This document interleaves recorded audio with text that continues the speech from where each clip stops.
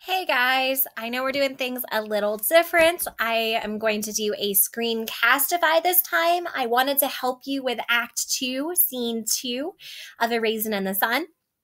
So I figured, what else could I do but actually kind of read a little bit of it and discuss some key pointers so I can actually make this week's assignments a little easier. So first off, I just want to show you, we kind of set things up a little different and we put the PDF and the audio on its own different tab so it doesn't get lost. So if you notice that difference, it's right up top.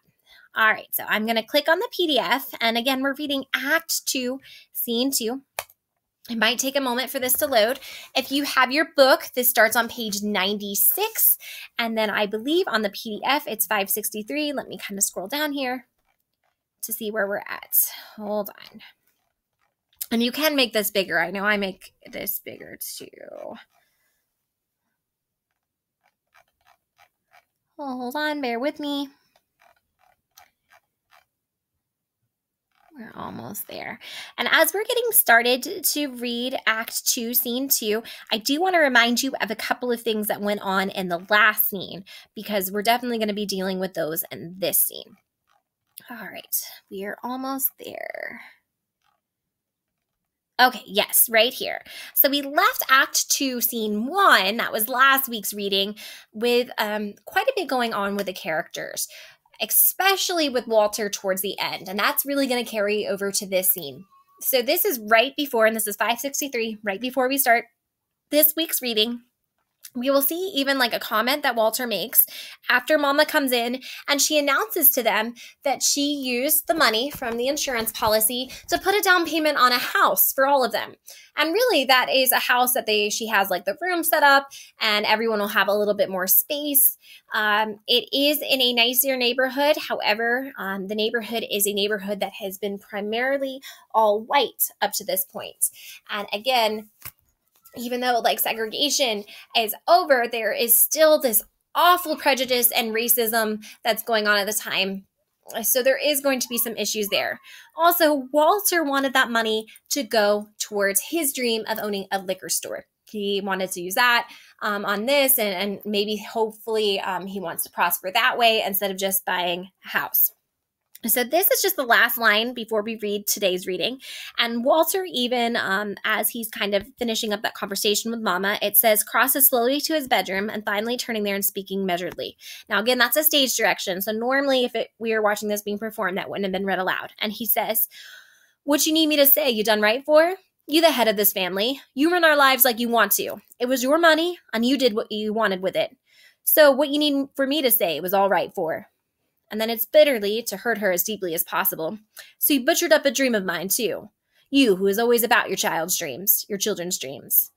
And then Mama goes, Walter Lee, and he just closes the door behind him, and Mama sits alone, thinking heavily. So that's how this scene ended. Walter is very upset and bitter. He feels like he's not man of the house because Mama, used the insurance money for the house and not on his dream. And he's kind of trying to make her feel guilty for not doing so. So then Act 2, Scene 2 opens up, and again, it is Friday night, and it's a few weeks later. It says, at Rise, packing crates mark the intention of the family to move. So this is kind of reconfirming to us that they are going to move.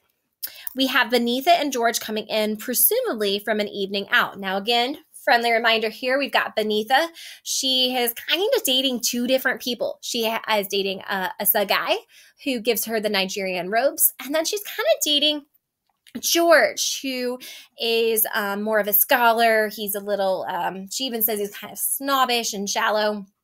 He is intelligent, but even kind of gets into a conversation, almost kind of like an argument or debate with her brother Walter in the previous scene. So they just went out on a date again. And so I'll read a little bit and then kind of stop and let you know. Okay, whatever you say. So they both sit on the couch and he tries to kiss her. She moves away. Look, we've had a nice evening. Let's not spoil it, huh? He again turns his head and tries to nuzzle in, and she turns away from him, not with distaste, but with momentary lack of interest and a mood to pursue what they were all talking about. So he's trying to give her a kiss after their date, and she kind of denies him, and she's not interested at all. I'm trying to talk to you. And then George, we always talk. Yeah, and I love to talk. George, exasperated and rising, so we can tell he's kind of frustrated. I know it, and I don't mind it sometimes. I want you to cut it out, see? The moody stuff, I mean. I don't like it. You're a nice-looking girl. All over. That's all you need, honey. Forget the atmosphere. Guys aren't always going to go for the atmosphere. They're going to go for what they see. Be glad for that. Drop the garbo routine. It doesn't go with you. As for myself, I want a nice, groping, simple, sophisticated girl. Not a poet, okay? She rebuffs him again and he starts to leave. Why are you angry? Because this is stupid. I don't go out with you to discuss the nature of quiet desperation or to hear all about your thoughts, because the world will go on thinking what it thinks regardless. Then why read books? Why go to school? George, with artificial patience, counting on his fingers. It's simple. You read books to learn facts, to get grades, to pass the course, to get a degree. That's all. It has nothing to do with thoughts. I see. A long pause as she looks at him. Good night, George. George looks at her a little oddly and starts to exit, and he meets Mama coming in. I am going to stop for a second because there's quite a bit going on. So they're coming home from a date. George tries to give her a kiss. She's not very interested at all. She says that she's trying to talk to him, and he's frustrated and says, well, we're always talking. Then he continues to say that he's tired of the moody stuff. He then talks about how she's good looking all over and that she basically needs to forget about talking all the time. And that he just wants a simple, sophisticated girl, not a poet. Then he keeps going, and Beneatha does think he's angry and says that all this is stupid and that he doesn't want to discuss his thoughts because it doesn't really matter what they think and the world will go on. And she goes, well, why would we read books or go to school? And he says it's just to get a degree. So he's not very interested in her mind or whatnot. He just thinks she's a good-looking girl, which reconfirms the shallow concept that she said earlier. Also, too, for her, she's going to school. Education can be a way out. It can be being a doctor. That can help her support her family. She can help other people. This degree means a lot, these thoughts that she has. And he's saying it doesn't even matter. So again, we've got a lot going on. And then we have Mrs. Younger, Mama, coming in. So George says, oh, hello, Mrs. Younger. And Mama goes, hello, George. How are you feeling? Fine, fine. How are you? Oh, a little tired. You know them steps get you after day's work. You all have a nice time tonight? Yes, a fine time. Well, good night. Good night. He exits and closes the door behind. Hello, honey. What are you sitting like that for? I'm just sitting. Don't you have a nice time? No. No, what's the matter? Mama, George is a fool. Honest, she rises. Mama, hustling around and loading the package, has entered and she stops. Is he, baby? Yes. You sure? Yes. Well, I guess you better not waste your time with fools. Beneatha looks up at her mother, watching her put her groceries in the refrigerator. Finally, she gathers up her things and starts into the bedroom. At the door, she stops and looks at her mother. Mama? Yes, baby? Thank you. For what? For understanding me this time. She exits quickly and the mother stands, smiling a little, looking at the place where Beneatha just stood and Ruth enters. So this might seem like a very simple conversation between these two characters. But if you look, after George leaves, Beneatha's, kind of upset, which honestly, I don't blame her.